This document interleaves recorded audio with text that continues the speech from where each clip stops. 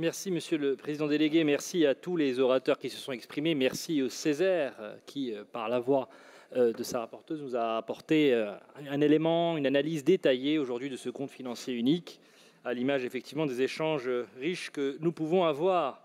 Des échanges riches, il y en a aussi dans cet hémicycle. Et je veux commencer d'abord par remercier M. Guérin et M. Delaporte qui, eux, ont parlé du compte financier unique, de la réalité des chiffres et qui ont analysé et commenter cette réalisation, cette exécution budgétaire, parce que les chiffres ne mentent pas. Et j'entends depuis tout à l'heure beaucoup de choses, beaucoup de considérations, mais j'entends finalement assez peu de choses sur la base des chiffres qui sont dans ce compte financier unique et dont personne ne peut contester la réalité. L'exécution à 99%, j'entends que pour le Rassemblement national, ce soit simplement une vitrine, mais c'est la réalité d'une exécution qui était à seulement 66% quand c'était la gauche régionale qui était aux commandes, avec un budget qui était voté, qui était très largement fictif. Et quand j'entends parler d'affichage sur les bancs de la gauche, eh bien, je sais que ce sont des experts qui en parlent, puisqu'effectivement, nous votions, vous votiez des budgets très largement fictifs qui n'étaient jamais exécutés. 66% d'exécution, nous sommes à 99% d'exécution avec cette majorité, cet exécutif et avec cette présidente de région qui, Madame Malézé, vaut beaucoup plus que ce que vous avez dit. Parce que nous avons une présidente de région qui a fait de la bonne gestion sa marque de fabrique. Et là aussi, je suis désolé de vous le dire, ce n'est pas en accumulant les mensonges que vous allez tordre la réalité des chiffres. Vous mentez constamment. Vous mentez tellement qu'on ne peut même pas croire le contraire de ce que vous dites. Voilà la réalité.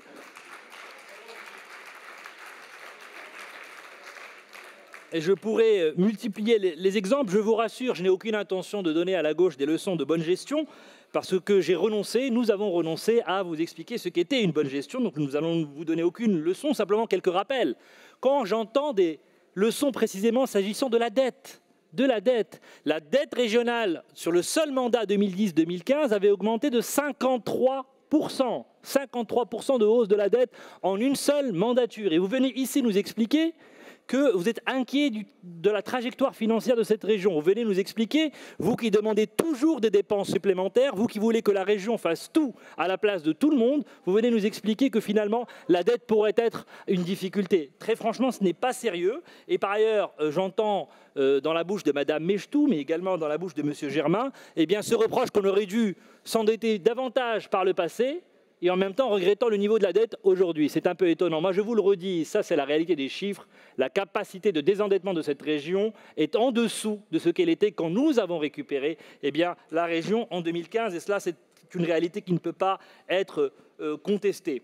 Je pourrais multiplier les exemples, vous dire que effectivement les lycées, qui étaient quand même 200 lycées en état de vétusté totale, et que nous avons engagé le plus grand plan d'investissement de France après le Grand Paris Express et les Jeux Olympiques et Paralympiques, le seul porté à 100% par une collectivité territoriale, avec 6,6 milliards d'euros qui vont faire que les 30 000 places qui étaient attendues depuis si longtemps sont déjà, ça a été rappelé par M. Delaporte, 85% à être livrées ou programmées, et nous continuons à ce rythme, et qu'il n'y a plus aujourd'hui dans la région aucun lycée en état d'extrême vétusté, c'est-à-dire de vétusté de niveau 1. Il y en avait encore des dizaines en 2015. Et donc la réalité de la gestion, elle est celle-ci. Je veux simplement dire à M.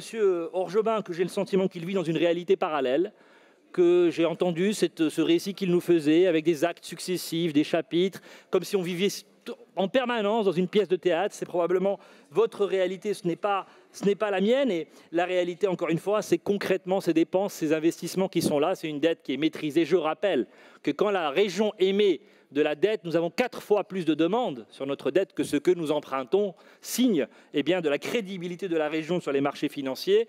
Et puis, je veux rappeler là aussi que notre dette est à 98% à taux fixe.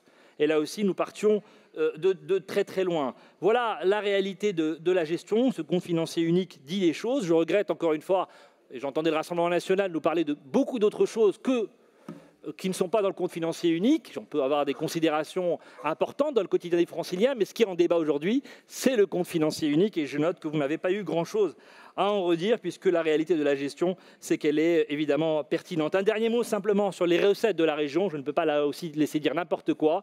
Les recettes de la région depuis 2016, en réalité, évoluent à un rythme inférieur à l'inflation. Donc on peut s'en contenter, mais c'est la réalité.